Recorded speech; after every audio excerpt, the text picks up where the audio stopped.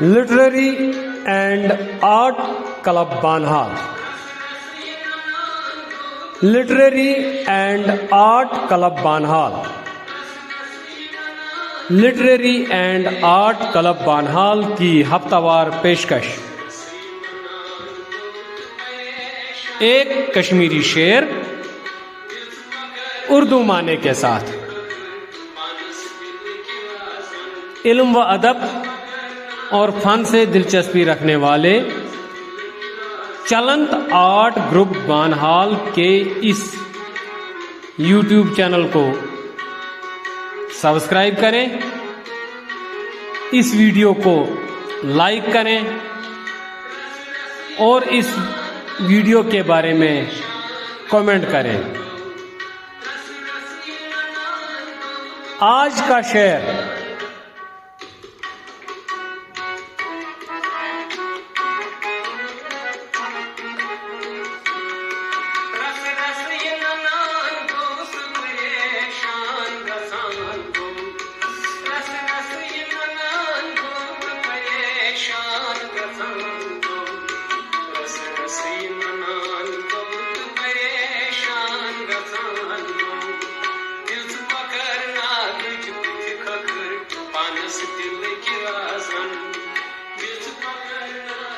رس رس یہ ننان گو تو پریشان گسان گو.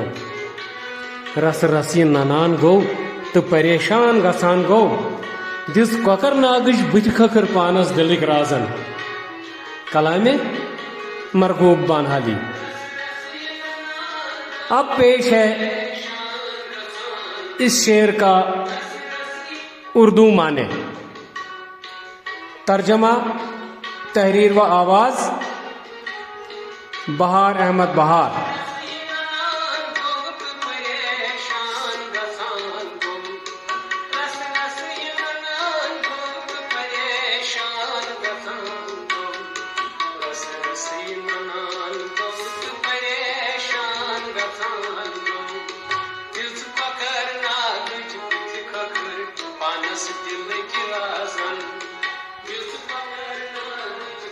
رس رس یہ ننان گو تو پریشان گسان گو. دس کوکر ناگش بت کھکر پانس دلک رازن. دل کا راز جب تک سینے میں پوشیدہ تھا تب تک اس کو اطمینان حاصل تھا، اور جو ہی اس نے آہستہ آہستہ اپنے آپ کو افشا کرنا شروع کر دیا تو اتنا ہی وہ اپنی اہمیت کو گنواتا گیا اور وہ پریشان ہوتا گیا.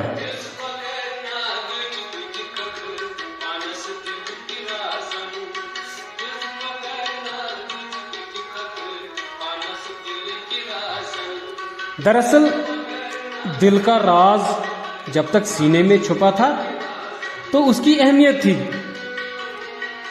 لیکن جب یہ ہونٹوں پر آ گیا تو یہ بتدریج اپنے مقام سے نیچے اترتا گیا. بالکل اسی طرح جیسے کہ کوکرناگ کے چشمے کا پانی اپنے سر چشمے کے پاس بالکل بے داغ، صاف، شفاف اور میٹھا تھا، لیکن جوں جوں یہ آگے بڑھتا گیا تو اس کا پانی الگ الگ سمتوں میں بہہ گیا.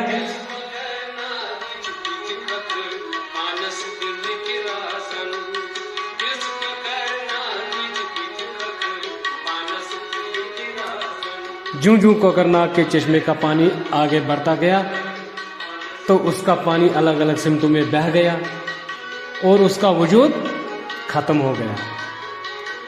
یعنی یہ جو دل کا راز تھا نا، اس نے اپنے آپ کو کوکرناگ کے پانی کی طرح چاروں طرف پھیلا کر اپنے تشخص کو ایسے کھویا جیسے کہ کوئی ذی عزت آدمی، کوئی عزت دار آدمی خود ہی دوسرے لوگوں کو کہے کہ آؤ مجھے منہ کے بل گھسیٹ لو، آؤ مجھے منہ کے بل گھسیٹو، یعنی میری بے عزتی کرو.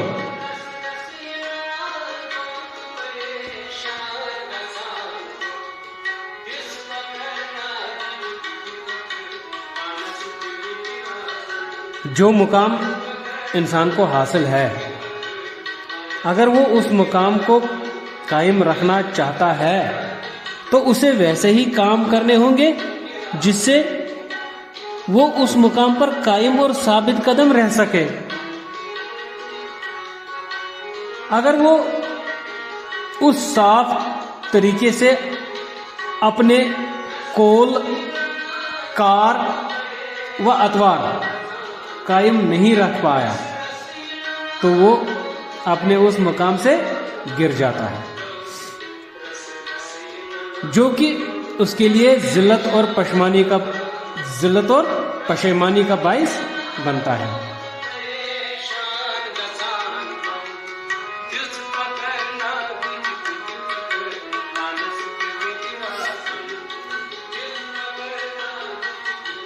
جو مقام انسان کو حاصل ہے، اگر وہ اس مقام پر قائم ہے، اگر وہ اس مقام پر ثابت قدم ہے، اگر وہ اس مقام کو برابر قائم رکھنا چاہتا ہے تو اسے ایسے کام کرنے ہوں گے جس سے وہ اس مقام پر برابر قائم رہ سکے اور ثابت قدم رہ سکے۔ اگر وہ اس صاف طریقے سے اپنے قول، کار اور اطوار پر قائم نہیں رہ پایا تو وہ اپنے اس مقام سے گر جاتا ہے، جو کہ اس کے لیے ذلت و پشیمانی کا باعث بنتا ہے۔ اسی لیے اگر وہ اپنی زندگی میں کوکرناگ کے اسی پانی کی طرح بے رنگ، بے بو، صاف، شفاف، میٹھا اور لذیذ رہنا چاہتا ہے جیسا کہ وہ اپنے سرچشمے کے پاس ہوتا ہے تو اس میں اس کی کامیابی ہے۔ جب انسان اس دنیا میں آتا ہے تو وہ چشمے کے سرچشمے کے پانی کی طرح بالکل بے ملاوٹ، بے داغ، میٹھا اور پسندیدہ ہوتا ہے،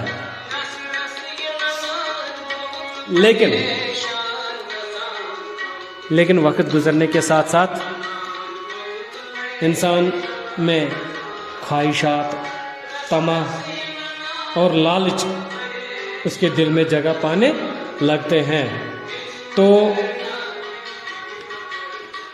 وہ آہستہ آہستہ اپنے اس مقام سے گرنے لگ جاتا ہے۔ جب طمع اور خواہشات اس کے دل میں جگہ پاتے ہیں تو اس کے خیالات اور سوچ اسی طرح خراب ہو جاتے ہیں جس طرح کوکرناگ کا صاف و شفاف پانی جتنا آگے بڑھتا ہے اتنا اس میں آلودگی آ جاتی ہے، اتنا وہ کم قیمت ہو جاتا ہے، اتنا وہ کم اہمیت ہو جاتا ہے، اتنا وہ ناصاف ہو جاتا ہے۔ یعنی جب تک انسان کے ذہن و دل ہر طرح کے غلط خیالات کی آلائشوں سے پاک ہیں تب تک وہ اپنے مقام پر قائم ہے، اور جب اس کو دنیاوی خواہشات گھیر لیتی ہیں پھر وہ لوگوں کی نظروں میں اپنا وہ مقام برقرار نہیں رکھ پاتا اور وہ اپنی جگہ بھی دل ہی دل میں نادم و پریشان ہو جاتا ہے۔ رس رس یہ ننان گو تو پریشان گسان گو دس کوکرناگٕچ بٕتھِ خٲطرٕ پانس دلٕکۍ رازن کلامِ مرغوب بانحالی۔